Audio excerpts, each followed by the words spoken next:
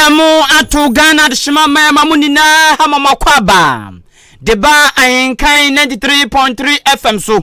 Ebre aso sense madura eso memu de asia twuma kyensem asore ene afoforo bia unity ne asia dwan na wiei de babesum se wia pem tobre akan kase de asia de doso papa de odu ani behu de odu waso betie ene de wankasa odu ani gani oba kopie suo emu odro de safata ne asia dwa de babesum se wia pem tobre akan kase de ubetie bi no niti ene sei onumnyafo Canada Japan aka kire asia hene na atu ahene sei abato a ebeba so yi ma obia mfi se ye be tientian ye be hyew ane ye be mo sika se koto aba chenchina sei osema obia mfi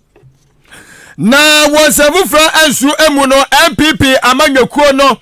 ade ensembi akoma eye Ghana mampanyini ankane owura dondo amani mahama na ni nyina fa kokko ntumu a enei aba no eho opanyini bi nso di atudwa se Ghana fododo na obia adwumdie no ebi wona komam na sansu na owura Canada akompra kwa Japan na titafo ngusu a wonom so ekasa o na sam no kasa gidie ne de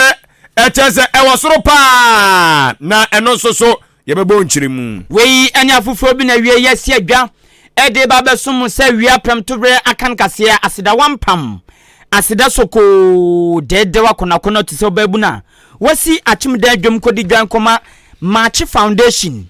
Time Herbal Center and Marshall Beauty and Training Center diachi ewo Facebook Live obehwe Ahenkan 93.3 FM Chrawadwen adwenchen manusu tise adu ewu na haba pro yenso ebetu ebo party so obi onu dwumadi ebesiesie fie kama me cheba kenkan kama edi amawo ani die kwan so Kaise Information Centers bro adwunum eko adusia bono mantemu asante mantemu ene epoe mantemu ni denti wom so afakase life wom to apete ananso say so okuta Yesu moja me kira yama fo adwenche fa 0533 898915 0533 898915 esanso eye WhatsApp line na wodo adwenche no ato amane yan afo no mo awiei asomfo eye me kwaku anen kusi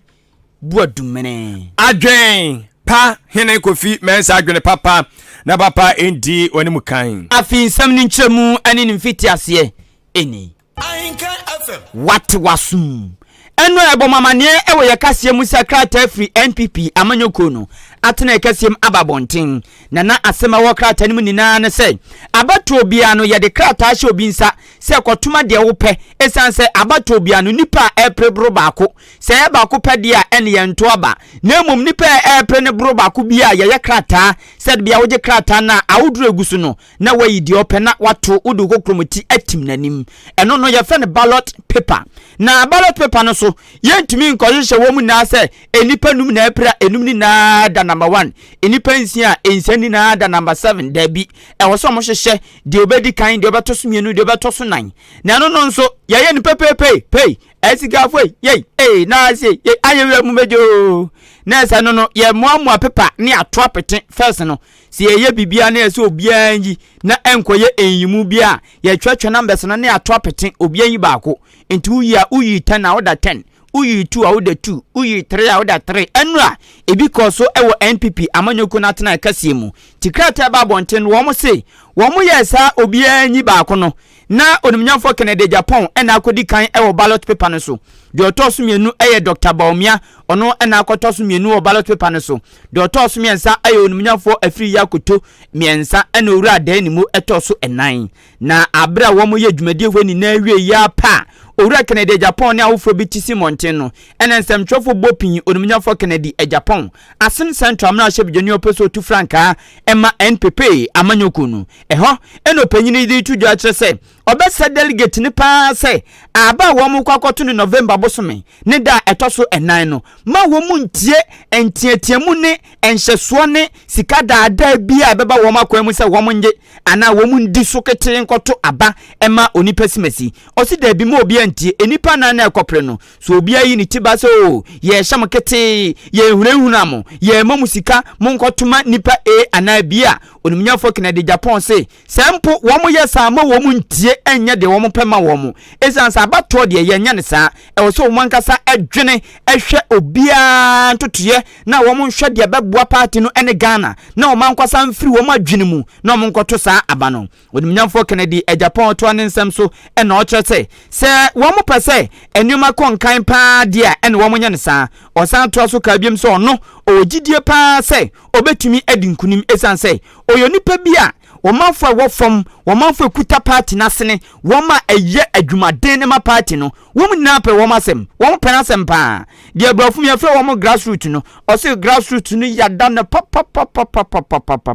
ento no emfa ho ne enhyeso e be hye nkrofo bi so sika de badada nkrofo bi ene de keka no ogidi ewo NPP delegate mu esi ahene ene etu ahene mu se wom sabi wom adwen ya adwuma panti abena mo kwa akoto no wom be firi wom adwene mu na wom adwene de beboa daache enye mprempren de wom sabeka na wom ato ewo saa enuoma ne mu entano so no mbegina atoaba enye sika daada ne enuoma odo be bekoso a ensem fata onimnyamfo Kennedy akompre kwa Japan to ane nsem so no say owo gidie pa wa wrehemu wo delegate ni mu enu ntamo no so de oye na no na oye enya de okotwintwo obi anamu ene de ekeka ho ensem ado de tu dwa wa abra wom yes anwoma wani na wie ya all prinsem gu ono eno say de I see what ballot paper no so awakwa di kan ene de wo mo ba be super delegate conference odi kan ene de ekeka no kire say onyankopon ayi ono so no ma medi party nanim na sanso medi Ghana so na ombo antoto niama enfem oman enjo say de esisi ni na no eye nioma edi adanse a kire say ebre na du a wo so no ene bedi NPP amanyoko no anim. Well, it's clear indication that what God has chosen to lead MPP. If you believe in the Bible, everywhere you go, Kennedy Japan is number one. It's a clear indication that I should be given a chance to lead this country. So I'm pleading with delegates that the signs are clearly on the wall that if you vote for Kennedy Japan, you will definitely lead this country and break the age. My expectation is to win because I'm a grassroots man. I have been fighting for the ordinary people ever since. So I know for sure, no matter the amount of money they're going to pay and the intimidation, they will use their conscience and vote for their man because they don't think of today, but they think of tomorrow. So I have confidence in the delegates that no matter the amount they give them, they have the brains to choose the best candidate, a man who actually understands the plight of the police station executives or the ordinary people in this country. So I have confidence that come November 4th, with all the intimidation and whatever, the delegates are going to speak.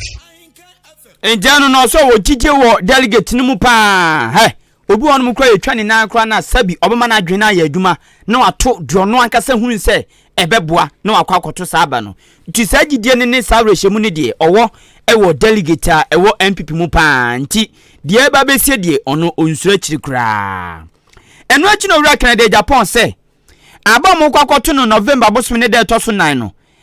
election committee ma NPP amanyoko no ene woma April ni na tenase aye hyehyeye emra ne amamre ene nneoma odom befa so ato aba no na obi anso age atum ene owura Kennedy Japan eti so biem se emra na womu na age atum no obesra pa se omu na eni so se womu pesa party no kro ye eba mu nku a no mu pesa omu tu wi anipo bedi nkunim bia no womu de baako eye campaign di nkunim dia ene emra na o ma hyehye no ma obi an kobuso mo obi an fatumi nkohye ne nsem obi an di mra no so fenchim na abaton mu nda ho na pelpel ye enkoso anya sa dia womu koti emra ni bi womu bu emra ni bi so nom ko e de womu pa e de basabasa ebeba party ni mu. It's up to all of us, the contestants and their supporters, to abide by what has been put in place by the elections committee. So I'm satisfied with it. But individuals as we are, some may choose not to go by the rules and take the law into their own hands. That is the challenge we have now. And I'm advising all those who want to take the law into their own hands is that we need unity in the party. Onipa amotini nkan ye mrashebejoni wasen central Osanso preso betu franka ma NPP amanyoko no onumnyafo Kennedy ohene Japan na amanyosemo ne daso ebutu ano enso ye osono kokroko amanyoko wanum akate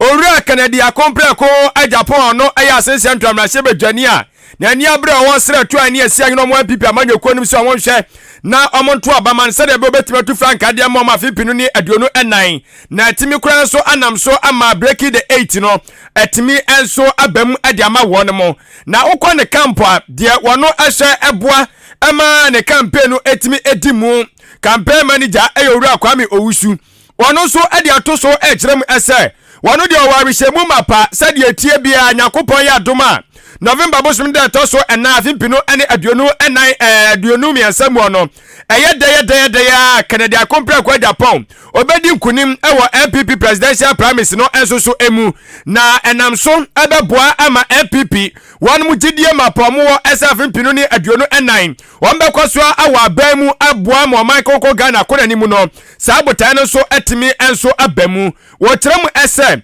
owura Canada compare kwa Japan adie biara papa yi ede ne ho bejim adie bia wode ne nsabesom de wode na no ebeka se ya asema na de wode na ni behunu so onya di wa dance enko sa diwe papa eye ya sa de kro na ya papa no ebetimi enso anya susu aso a eno enso aso papa ebeboa mo man no etimi akonanim eto no de wogidie ase Canada ballot paper ne so no ekan ya wadi wo so no ekire kunumdie pefe ede ma wone ne dom enyina tinyakopon ya doma November 4th no wotese Dr. Baumia onso anim se showdown no ebeba so. It's going to be to our advantage for being number one. But for me, what I am urging our supporters is to work hard. They should go door to door. They should not relent. They shouldn't say because we pick number one, it's going to be ABC. It's the hard work that I'm urging them to do. Spend the time and deliver the message, which Honorable Ken stands for. But for purposes of the numbering, I think that most people believe in Omen. But whatever be the case, this is to our advantage in terms of the selection. We are going to give them a showdown. You know, he's been a leader. Everything that he says is a pace setter. Everything that he comes about, if he has to go to every constituency, the next time the people are following. Everything that he does, if you look at the showdown, now it has become a message for everybody, including Dr. Baumia, using about 2 or 3 times. And for us, he's going to actually give him a showdown come November 4. And people are very excited about this term.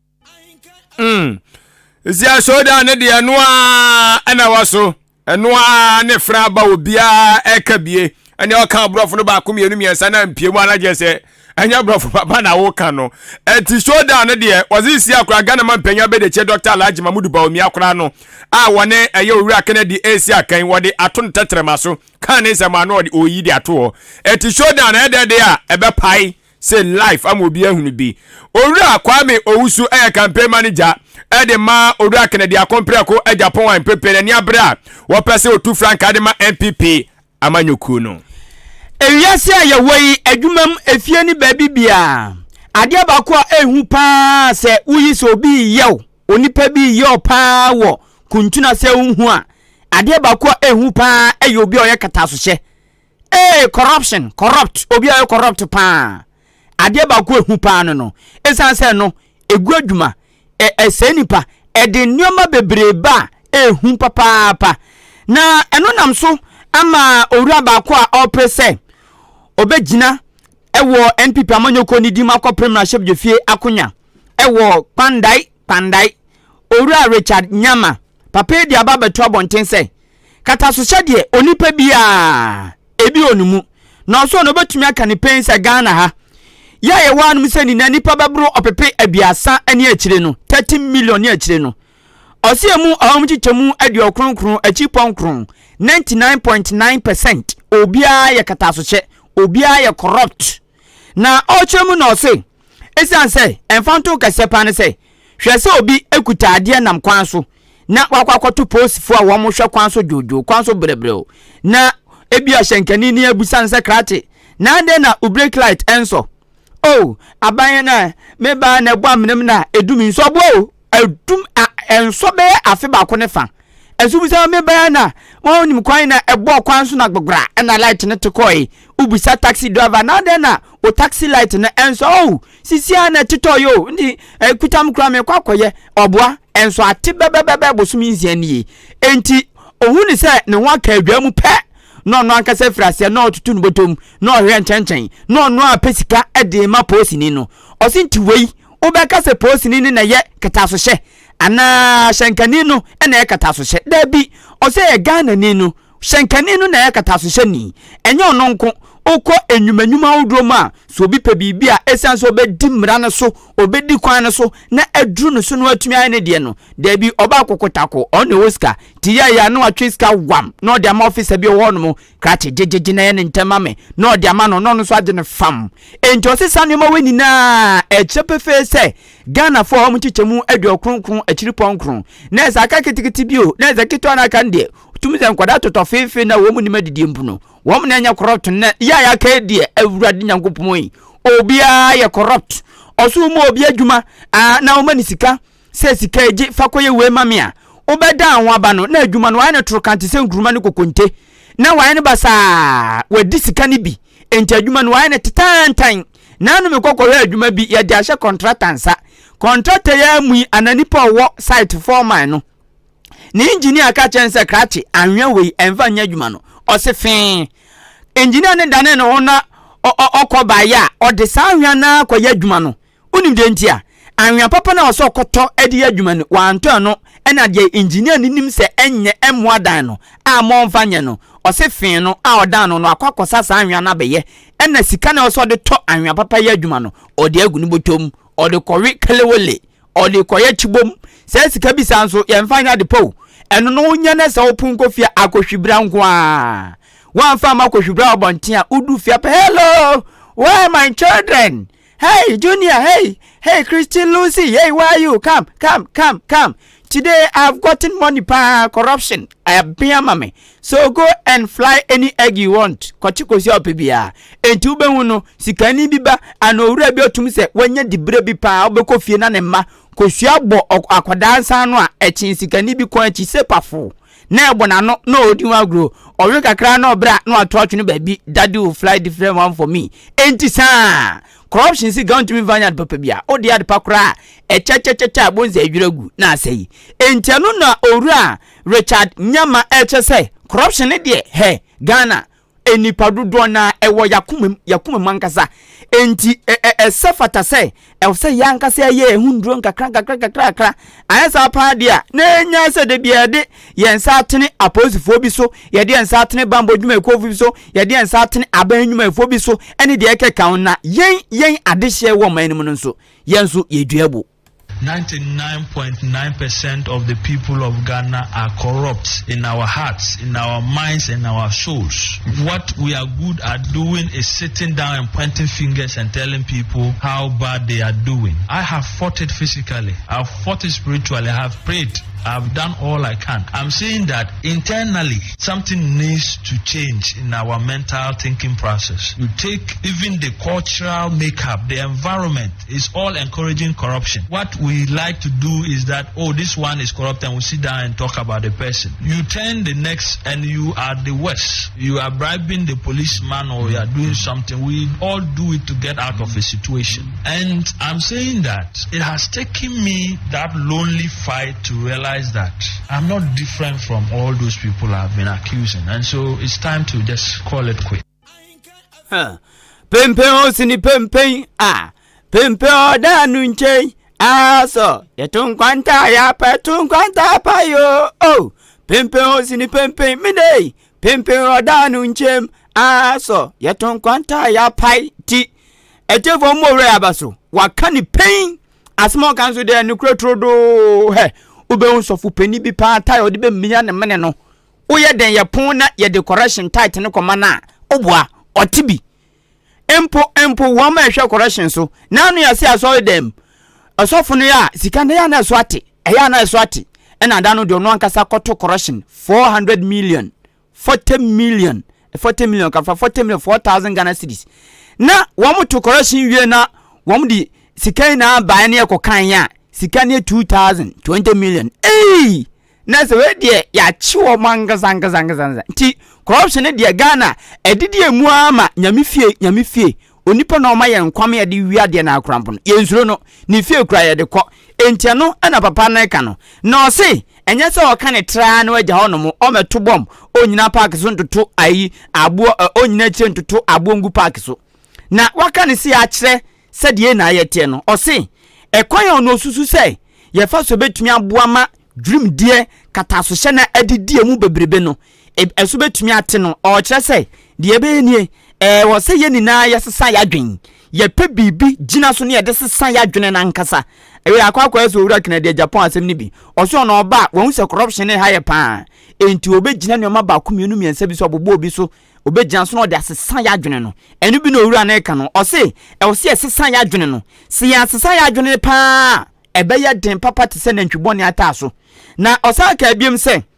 ebiem omanma ye wei abanyuma yenim se wom na kutia dwurumdie ne kataso hye no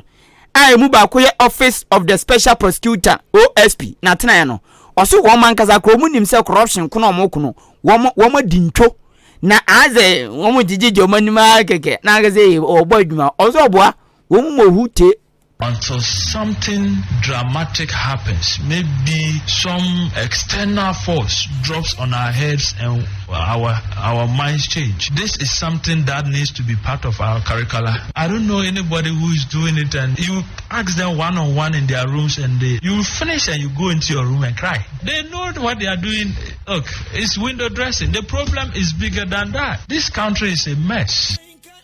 Onipa amuti so akasei eyo wura opese odinkunim pandai abeton beso so wo fra omantem voter region na otumi kom na hyebde fie ekokopre enwema pabre na de hye wo no mu enti we no na se gloria milemu a wo mu krom a owura Richard Nyama ena motenene no na ye to awia pam tubere akan Kasiebo no eso akoyanim ewo ensamfoforo enso emu na wei aya amanwasam eno enso efaku aye dwumadie ne ntotoye ehuo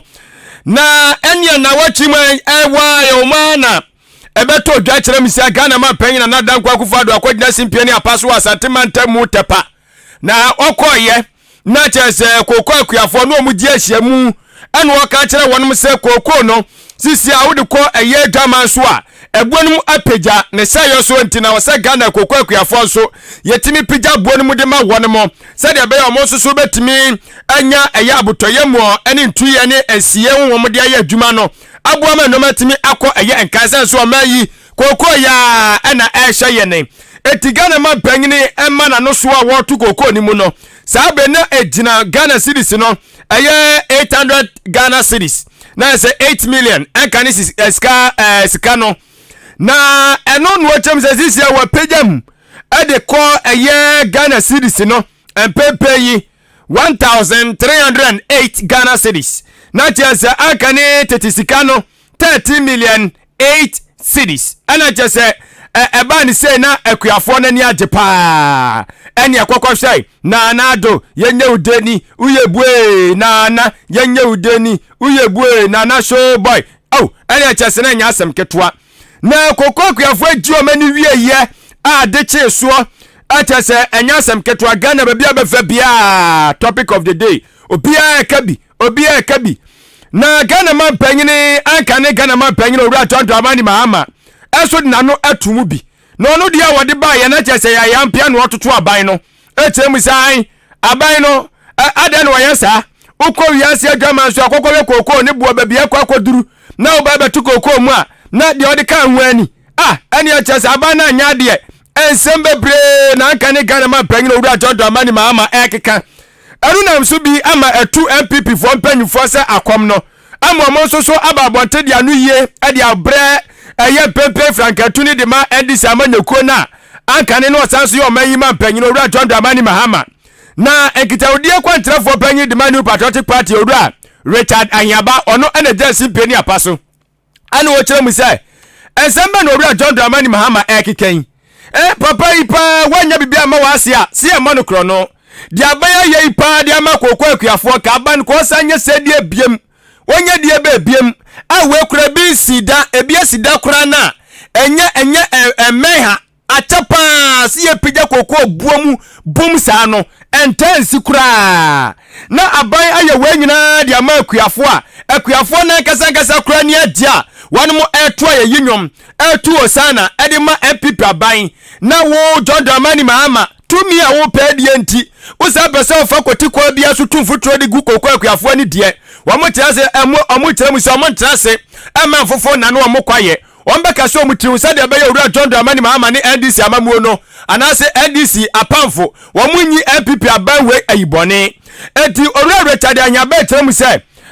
wonu de owura John Dramani Mahama nsam na okeka no enya de yie nie de yie ne se nyina be hwe ne aboa na ka be ya kaja galamse yetimi atu ase akude fede ama no ma kwankan eno so kura ba gusu a wako enti eye buo ya aban de aban no eno kura ba beboa ama kokko akuafo anya rehemu se eni kokko se na tie de buo ne kosoro se dia eni maye ton asase ma galamsefo ya eni eni dia kokko de bi ka ho na ntimi moa etu ekura num eye nkura sesem a ya ba ba hwe so ade atu galamse ase wey eye ne mapai wo se wo na wo ye MPP ni o wo ye NDC ni o wo ye CPP ni o wo ye hwan ni o se wo promani kan konko ade a wo se ye nyina bo ensem ma aban no na sha aban ne de se de be bekoso aye niema e betumi aboa ahye eye akuafo enkuran amomaguso aye niema pa e de aboa mo man no akona nim na mom enye se aban de bibi beba na de kro na ye papa na so esense wo ni aba mu ntino na wo toto ayampia.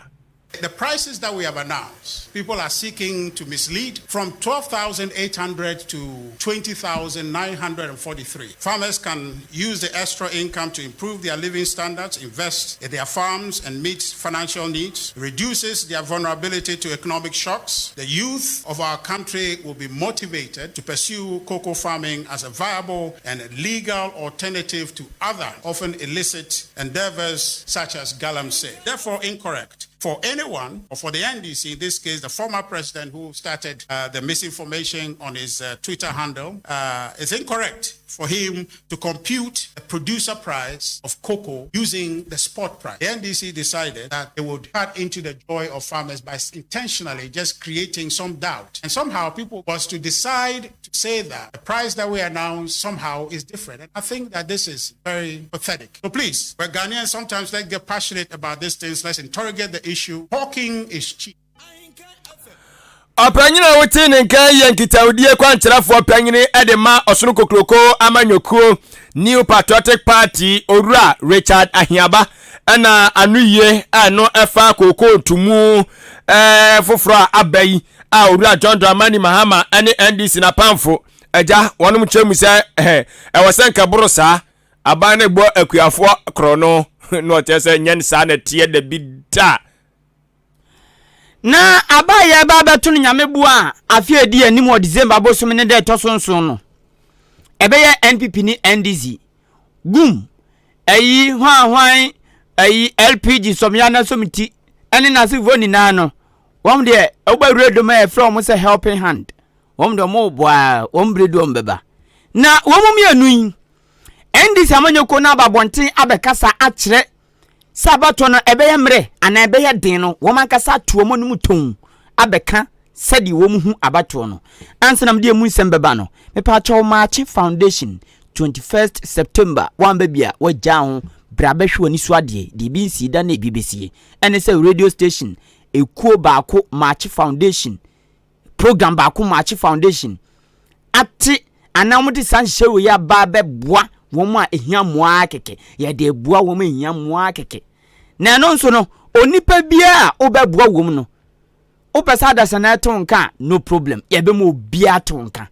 obi nso no so da bi me bua me de me yade amempe ne mo me prasa me man de maka se bia me prasa me man na obe no koda fabra ade bia pesa o de support no fabra enti no me de number batudwa obon mo ofie te sa anwasi ono ntanchin na anu se ne bia pesa oboa on o 1 cedi bu pesa sende o 2 cedi bia me de number batudwa na wasende afaso obi on mo nya obeboa obi o na so sika no odwinse o de koma nipa na nipa no kra be san di natem Ghana fo esuba no ono no hia moa no nipa no edi nanim butu fam ana nsuom na se o ma no 1 cedi bia na 2 cedi bia sika wi no de ma me obi akotre kwa esu ntumi mponkasa sika na o de ma ni so enti obi mia na nya kasa twua di watem says God man is enso so hia moa enti obi on ma ne sanso nti on tante tade basabasa enti wo de ma ne hawo fa kakra ne bra ye boaboa no na abontoa ebontoa na ye de aye moa den a so nhira no onso benya wo de e wo baabia wo bia enti mpacho March Foundation ne botaye eno no ye de ba beboa won ma eni bie won ma hia moa impempi bi ba no mu se nto ba na ne ekofoto no na sefata se ye boa wa na ne ya tai wachi enti 21st September ne ye pa March Foundation ho ntoma anopa no wotwe e wan kan fam yanima ya number na bibia ni na se wonte ase obetumi afre ana wotakusi mpo bi apeso send fa so a obefre no eye 0543 350 934 0543 350 934 one mo endings so sisia March Foundation building a legacy together. Time Herbal Center odinomienu abadwa so na eduro nso de yade sabi yase samfunsi ne ntine esi ayi ahimfie ukodin semhunu pa ne ye frɛ wa ahimfie a wo be ma kasa onko wa kuro ne kababu onum ebia ne na wo kuro ma wo ayinsɛm ne nyoma nketinkiti bi ne ebia ohene ɔwɔ no ma amanyɔsɛm nti yemu no sanza amanyɔsɛm de ɔyɛ no anye ne yemu enti yadu ko gyina infie pa na yetoto ano a masa wa oto se besa no na kokum ebe wo so te sa akokɔ ye twa ne tibro nyabre wo bebre papa eje na tumi wom pa enti ono munzu ye ni asem ntu nhye da e wona pa ye de awie enye kota ya the court is adjourned the court is adjourned wo na da koma koka abena the court is adjourned na Time Herbal Center de meka kosini se yare nyoma ehia wo se de tuasia nso eye eduro no so eno ane Time Herbal Mixture and Time HH Herbal Mixture se de ensem bi ha ye de kwa mfie kodi no yare nso hawa weyi ene bedu asemamon me pa cho endu no mo de aba no Ghana nua yi a ena benfo a wo munim ahaban etu yade awodrase a emfa nsunsuanso bone embre nipa eno market aka bom se ahaban ukọ efia yesu bi da uti yo ya na edigu ona yo ya na abubi na de atwi na wo sabi na wo tua bi na wo ye bi eno a na ye de afa abefo kwan so aye ne nimde kwan so egu konkom kama atudin Time Herbal Mixture eno no malaria fever away ebetu ase wonu ma to ntumi didi a just try ubedidi ama ye bepamo afin so ohonam taye oya eno ane Time Herbal Mixture ena Time HH Herbal Mixture so immune system no aye weaker onum bi support no boost no pa ena obu onum so ye bibi kakra bia na waye bete na nania ha eno so nya Time HH Herbal Mixture ni bebe bo ni code ni nano eboatu ase se upeduro dodoatu ana upe baako atwa ko herbal shops and pharmacy shops obe free 0244 417669 0244 417669 woni Time Herbal Center ending so kai set time no ATIME Marshall Beauty and Training Center eye biaya eye ahofe entoaso tituru emanei opese umayo no esipi esita sese ekoso aye tutu bie da no na wofo nam wotisi bia wo so na aye nipa wo na odi kan ya utwa wani unya twani pa ya senya wa wadamfo no esa na sabi mpreduasa akwa bibia ho eye nguase eye fedie pa duru ba bia ya fra wo so manento so bi se wa hu enti wo se ahofe no ode no nyese obo ade ama obio wa na wonya waje se obehwe no asiesie wo ho amana sipi asitade ama wo kwa Marshall Beauty and Training Center ho kakra bi ana wode beko okwa mepacho se ye utri no ana apese osiesie de ma wo enwi be na apese odi gusu de ma wo star be na apese obo ma wo ni nyina no unya kate na obehwe no ayi ne sabebepe enso ede ama wo afi no wanim no pons no se wo twi so a ye wo makacho se be bibia ne ahusiesie de ko ai possible ye twidi ko ayase ye twidi ko aponto ase ye twidi ko abedinto ase anase ebia awaleje adwumade bi ase si wahu nti e wosesa no nyina no uhunu eti Commercial Beauty and Training Center ho na omwao mepa cha fashion ne so de e ba na husiesie star obesimesiesie ohuna de akose bi dwabo ase a ne nyina no wo de kwa akoda Marshall Beauty and Training Center onamore onsamore mepa cha mema ne ma mu nyina no mokwa obehwe no wabubu e de amamo ma no de ebu ono ma okwa no akwahyehe wo se odi green no odi blue no odi ahyehe saa program bi a wo kɔ na no se wo so hyehe a wo so hu atade a wo hye ene said wasema hyehe online no samore no ebesi bi enso akọ ni nyina no gise Commercial Beauty and Training Center ho na watimi enso asiesi kama ede amawo na eno achi no makeups ni nyina no Commercial Beauty and Training Center na watwi awie ya ebe no de aware ewokrom ai dwumadi ahodo ewokrom awosiesie ni dwumadi a bekoso ni nyina mo pa cho momfa dwumadi en totoye no ekoda Commercial Beauty and Training Center no hwe na omwamo na wakire se sisia na dwuma wa ye den nti opese ono so eboa na adwuma no amanfo timi nya bi eye eti wodi a obeye ni ose bra no ono akasa wonje bra no won kyerɛkyerɛw enuoma we nyina ani so na intimi enso emwawo intimi pacho Commercial Beauty and Training Center semen kanche se se wai wakrado se opese nuoma bubo sunya usua brana so ye obehwe na waboa ama woso no wanya ho animdie na oduani kyerɛ mo ɛwɔ ɛyɛ achim oda community na school kwatempo no ɛso ɛna obehu Commercial Beauty and Training Center na ani die no obuo kwan so wɔsɛmen kanche se enei ɔno atimi toa wɔ ni fie wa wo fie wotimi toa wo wankasa ofie no waba no wabesiesi kama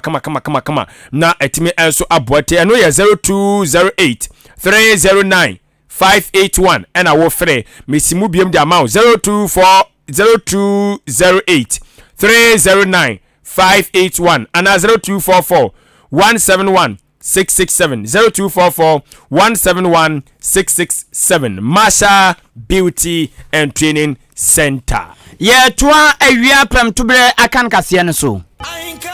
What wasum? For wadwen kyerɛ 0533898915 0533898915 a text message esan so a WhatsApp making kan fenchem amon ani die kwan so Facebook live nso wonsa ebeka yen na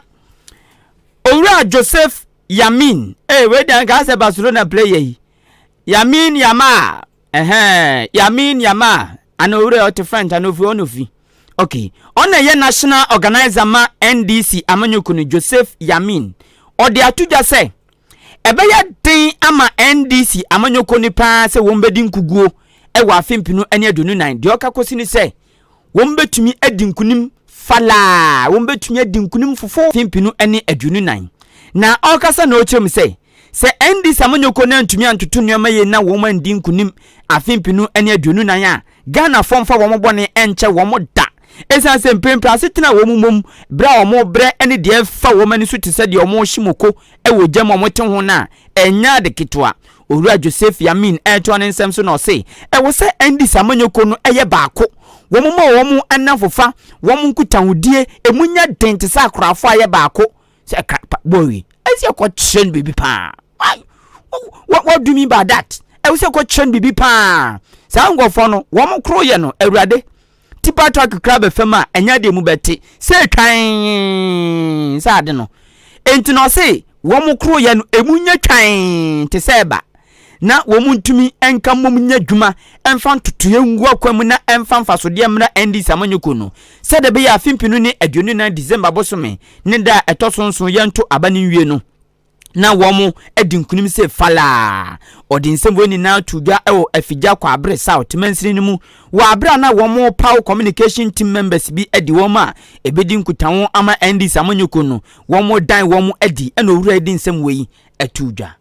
difficult to lose 2024 than to win the elections. But yenya yejuma yebeye and ebechrese ebeye mre amaye and ebeye dinyamaye. And that is why we are calling for unity and saying say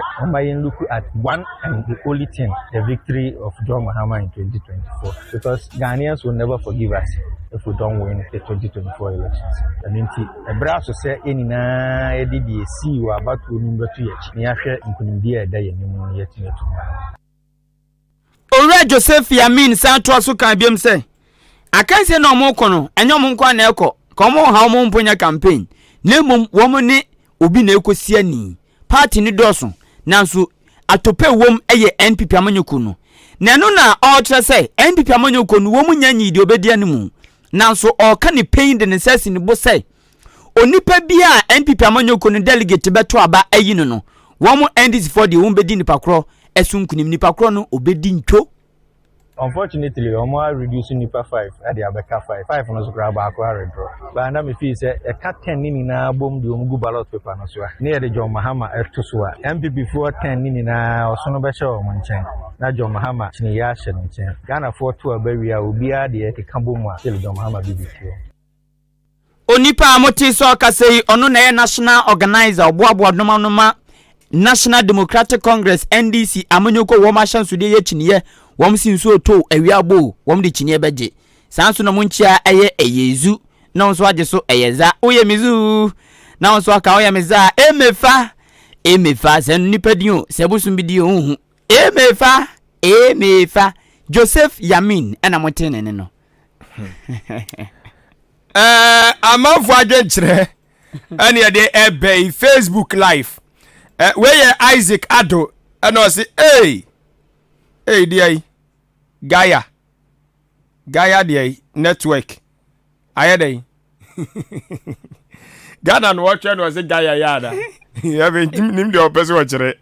and Isaac Ado person watch it dear e bi o ganyo there was a GHAYA nya Gaia network Gaia mse Ghana hey I ask him well and what this city atwa so sa say network nem more baby one dey nim baby dey dey fa Jennifer say Mario say whoever you call your name obey very very careful what obey say ye was your friend say Malam Muhammad Yusuf chairman your page no na wo dey wa confuse no ba betena you catch you praying Sansam na dia gugu anu nyina hu hia we convoy convoy was signboard opa bio platform ti dey biem kra na atate we commenters bio platform na fire sadia don't buy your page no so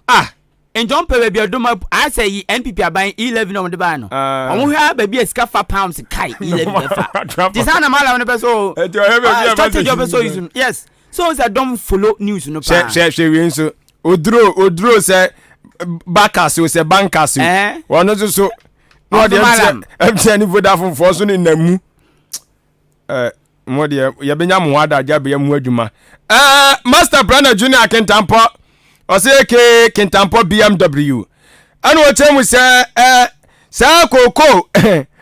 entumu foforo aba no koko obu entumu foforo na aba ne de e man dis vontimi now nkete omoda pa no mo tiatia bi say de kete achi obi no yawo grofo da kuyo yawo ebe bo NPP pound oh yes ready ya go pon ebe bo o so mo tiatia manager mutimi na anu o chem say Dr. Bawumia o say dey hey okay they close their eyes. They see Dr. Bawumia chasing them in cocoa farm. Sir, signal no, or say there signal no you're strong. We dey say asama hey. Ana chewa man kofo kotata ba pebu cocoa asikunia ya bia.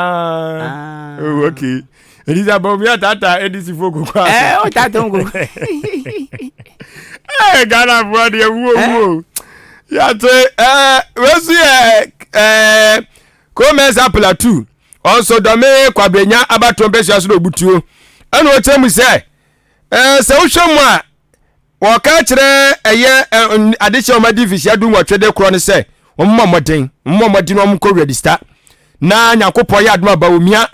eba betu frank ade man pipa amanyoko ni pe o matimi ato aba ne bumbum de ama no na watimi abomodin abreaking watunda ma MPP na Ghana ne mapa ya hwa ni mu no watimi de amayen owie wachia lawyer Justin Kodua Frempong MPP wono mo general secretary no ye de ama wo 2 pm Asante Mampong ono so de ne de aba on de isi no ne nanya e wa han ma chese nya asem ketwa wo se isi no ma opese wo ye no on hwa on beza asum bi be kwaso Ghana ha fa de ne bra fam ne nyina ntimi kwa twetwere din bia wo se aha me de metra matna ye pe on bezo betuto kwadwuma be no 2 pm na di we nam keke kaswa America Town Kenke House hawaba na ono so di abai o kire mu se cocoa price ani yatimi atum sa no say boom ye di free 800 Ghana cedis through 1308 Ghana cedis moda mo na mo yam hyehye mo ani mu bewu ono de teacher kwadwo tepa anyina susu eno nso de ne de aba eno se edisi fo amu dede ye amoye dede amoye ebekọ hin isi amu free Bank of Ghana madu cocoa board ede na moje ede ba na mope mo ye mfa no mu hunu mo wa bọ mo so Dr. Dambro so de ne de aba ena ono so yeto ka chepa o Dambro yeto ka che premsu apewsika ono so isi so enioma wo ye no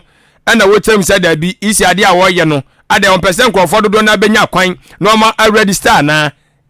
ade a wo ye enye wodi isi abaye yesi kwose sa no wode chenchenache ase